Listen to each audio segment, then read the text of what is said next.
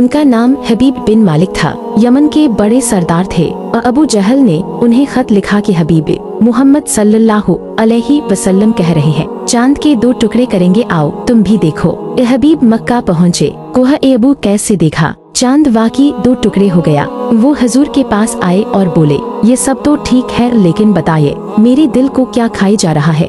आपने फरमाया, तेरी एक ही बेटी है सतीहा, जो नाबीना, लंगड़ी, बहरी और गूंगी है। जाओ, अल्लाह ने उसे शिफा दे दी है। हबीब दौड़ते हुए घर पहुँचे। दरवाजा सतीहा ने खोला, जो अब बिल्कुल ठीक थी और कलमा पढ़ती हुई।